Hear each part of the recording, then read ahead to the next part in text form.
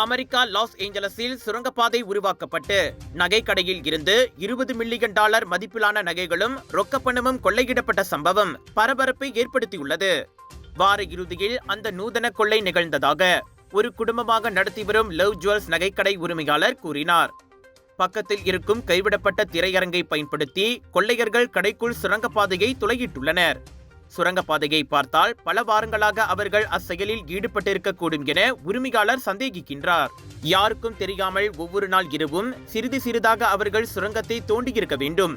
உள்ளே போதுமான இடம் தோண்டப்பட்ட பிறகே அவர்கள் நகைக்கடையில் கைவரிசையை காட்டியிருக்க வேண்டும் என உரிமையாளரின் மகன் கூறினார். சிசிடிவி கேமராக்கள், அலாரம் போன்றவற்றை செயலிழக்க செய்துவிட்டு 5-6 மணி நேரங்களில் அந்த நூதன கொள்ளை நடந்திருப்பதாக நம்பப்படுகிறது. தங்க வியாபாரத்தில் நாங்கள் எல்லாவற்றையும் மீண்டும் முதலீடு செய்வோம்.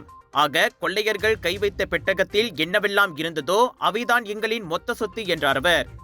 கொள்ளை போனதில் $20 மில்லியன் இழப்பீட்டை சந்தித்திருப்பதாக உரிமையாளர் கூறினாலும் போலீசார் அதை இன்னும் உறுதிப்படுத்தவில்லை.